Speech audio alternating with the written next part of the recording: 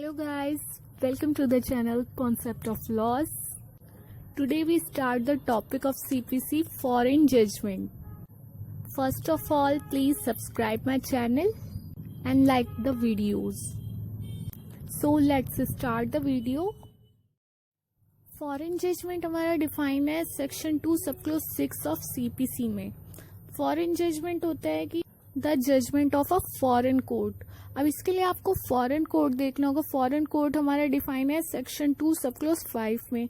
अब इसको आप कैसे मेंशन करेंगे कि उसकी 2 कंडीशन लिखेंगे कि फर्स्ट है कि आउटसाइड इंडिया होना चाहिए, the court which is situated outside India.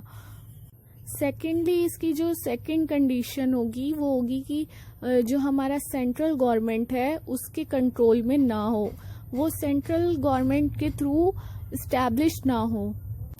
तो ये होते हैं हमारे फॉरेन कोर्ट्स. और जो जजमेंट आता है फॉरेन कोर्ट से उसको हम कहते हैं foreign judgment. So the judgment of a foreign court is foreign judgment. I hope इतना आपको क्लियर हो गया होगा. तो अब हम देखेंगे कि binding and conclusive nature of foreign judgment. उसके लिए हमें सेक्शन 13 को देखना होगा. फॉरेन जजमेंट कंक्लूसिव होती है अकॉर्डिंग टू सेक्शन 13 और ये पार्टीज के बीच में रेस जुडिकाटा भी ऑपरेट करती है. बट इसके कुछ एक्सेप्शंस हैं जो कि जिसकी वजह से ये जो इसके कंक्लूसिवनेस को बाहर करता है कि मतलब जिनके वजह से ये बाइंडिंग नहीं होता है. तो वो कुछ एक्सेप्शंस हैं जो हम आगे डिस्कस करेंगे. पहले हम देख लेते हैं कि प्रोफेसर डाइसी का क्या ओपिनियन रहा.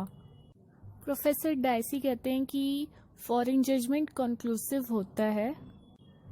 Foreign judgment is conclusive as to a matter thereby adjudicated upon and cannot be impeached for error either of fact or of law.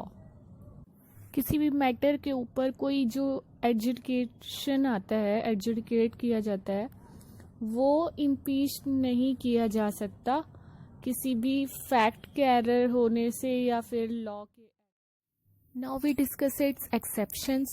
कुछ ऐसे सर्कमस्टेंसेस होते हैं जिनके प्रेजेंस में फॉरेन जजमेंट को कंक्लूसिव और बाइंडिंग नहीं माना जाता.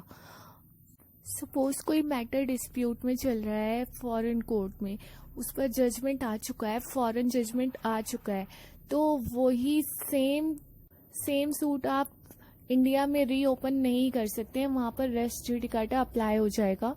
रेस जुडिकाटा देखने के लिए आप मेरी प्रीवियस वीडियोस देख सकते हैं. इसका लिंक मैंने डिस्क्रिप्शन बॉक्स में डाल दिया है.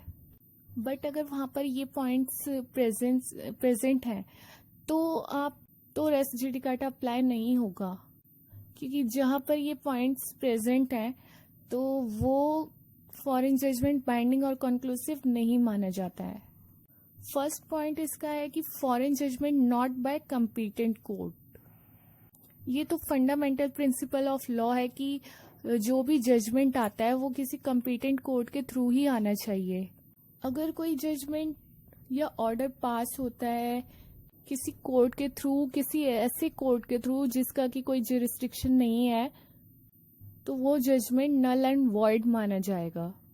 तो फॉरेन जजमेंट तभी कंक्लूसिव माना जाता है पार्टीज के बीच में जब वो किसी कॉम्पिटेंट कोर्ट के थ्रू आया हो. वो कॉन्स्टिट्यूटेड होना चाहिए किसी law by the law of the state and उस कोर्ट का इंटरनेशनल सेंस हो. फॉर एग्जाम्पल ए बी को स्यू करता है फॉरेन कोर्ट में और सूट डिसमिस हो जाता है. देन ए फ्रेश सूट फाइल कर सकता है इंडिया में. वहां पर रेस जुडिकाटा अप्लाई नहीं होगा क्योंकि उस सूट पर कोई जजमेंट नहीं आया. बट अगर डिक्री पास आउट हो जाती है फॉरेन कोर्ट के थ्रू, ए के फेवर में जजमेंट आता है बी के अगेंस्ट, देन ए उस केस को नहीं इंडिया में रीओपन नहीं कर सकता है. फिर से वो बी को स्यू नहीं कर सकता इंडिया में. वहाँ पर रेस जुडिकाटा अप्लाई हो जाएगा, क्योंकि उस चीज़ का एक बार उस सूट पर जजमेंट आ चुका है। सेकंड पॉइंट है कि अगर फॉरेन जजमेंट मेरिट पर ना हो, foreign judgment not on merits, judgment merit पर बेस होना चाहिए। अब यहाँ पर मेरिट से हमारा मतलब है कि दोनों पार्टीज के स्टैंड्स, क्लेम्स, रिबर्टल्स को सुनने के बाद दोनों पार्टीज को रीजनेबल अपॉर्चुनिटी देते हुए, सभी फैक्ट्स को कंसीडर्ड करते हुए जो जजमेंट आता है उसे हम कहते हैं कि मेरिट बेस पर आया है। तो यहाँ पर इसका एक्सेप्शन है कि अगर मेरिट बेस पर ना हो तो फॉरेन जजमेंट बाइंडिंग और कंक्लूसिव नहीं माना जाएगा। थर्ड एक्सेप्शन है कि फॉरेन जजमेंट अगेंस्ट इंटरनेशनल और इंडियन लॉ, अगर कोई जजमेंट पास हुआ है इंटरनेशनल लॉ के इनकरेक्ट व्यू से, या फिर जो इंडिया में लॉ रिकॉग्नाइज है उसके अगेंस्ट कोई जजमेंट पास हुआ है, तो वो जजमेंट कंक्लूसिव नहीं माना जाएगा। तो यहाँ पर ये फॉरेन जजमेंट बाइंडिंग नहीं माना जाएगा, कंक्लूसिव नहीं माना जाएगा। Foreign judgment oppose to natural justice, मतलब कि फॉरेन जजमेंट में जो भी प्रोसीडिंग्स हुई हैं वो हमारे नेचुरल जस्टिस के अपोज नहीं होनी चाहिए। मतलब कि जजमेंट बायस नहीं होना चाहिए और गुड फेथ में होना चाहिए, जजमेंट फेयर हो, इम्पार्शियल हो। पार्टीज जो डिस्प्यूट में हैं उनको रीजनेबल नोटिस मिला हो, दोनों पार्टीज को रीजनेबल अपॉर्चुनिटी मिलनी चाहिए उनका केस को प्रेजेंट करने के लिए। अगर जजमेंट बायस है तब वो कंक्लूसिव नहीं माना जाएगा, बाइंडिंग नेचर नहीं माना जाएगा उस जजमेंट का। हमारी इंडियन कोर्ट उसको रिकॉग्नाइज नहीं करेगी, वो जजमेंट बाइंडिंग नहीं होगा अगर वो जजमेंट नेचुरल जस्टिस के अपोज्ड है, बायस है, पार्शियल है, तो वो कंक्लूसिव नहीं माना जाएगा। फॉरेन जजमेंट फिफ्थ एक्सेप्शन है कि foreign judgment obtained by fraud. Private international law में ये प्रिंसिपल अच्छे से एस्टैब्लिश्ड है कि अगर फॉरेन जजमेंट ऑब्टेन होता है बाय फ्रॉड से, फ्रॉड्यूलेंटली जजमेंट प्रोनाउंस किया गया है फ्रॉड्यूलेंटली, तब वो बाइंडिंग नेचर का नहीं माना जाएगा। ये तो ऑब्वियस है कि अगर फ्रॉड्यूलेंटली कोई जजमेंट आया है तो उसको हम बाइंडिंग नहीं मानेंगे, कंस्ट्रक्टिव नहीं मानेंगे। किसी फैक्ट को कंसील करते हुए अगर कोई जजमेंट आया है, या फिर जैसे कि मिसलीड करते हुए पार्टी को, कोर्ट को मिसलीड किया गया है, तो वो एक फ्रॉड्यूलेंट एक्ट है और इस केस में ये बाइंडिंग नेचर नहीं माना जाएगा। सिक्स्थ एक्सेप्शन है foreign judgment founded on breach of Indian law. अगर कोई फॉरेन जजमेंट इंडियन लॉ को ब्रीच करता हुआ पाया जाता है तो वो कंक्लूसिव बाइंडिंग नहीं माना जाएगा। अगर कोई भी इंडियन लॉ का उल्लंघन उस जजमेंट में है तो वो जजमेंट इंडिया में इन्फोर्स नहीं किया जाएगा। तो rule of private international law भी अडॉप्ट नहीं किया जा सकता। अगर कोई भी केस इंडियन कोर्ट से अलग डिसाइड हुआ है बट वो इंडियन लॉ के अकॉर्डिंग ही डिसाइड होना चाहिए। मतलब कि कोई भी केस अगर इंडियन कोर्ट से पहले आया है तो वो इंडियन लॉ के अकॉर्डिंग ही डिसाइड हुआ होना चाहिए। फॉरेन लॉ हमारी पब्लिक पॉलिसी को ऑफेंड नहीं कर सकता है। फॉरेन जजमेंट किसी क्लेम पर अगर बार किया गया है लॉ ऑफ लिमिटेशन के अंतर्गत, तो वो इंडिया में कंक्लूसिव नहीं माना जाएगा। Thus, a foreign judgment for a gaming debt or on a claim which is barred under the law of limitation in India is not conclusive.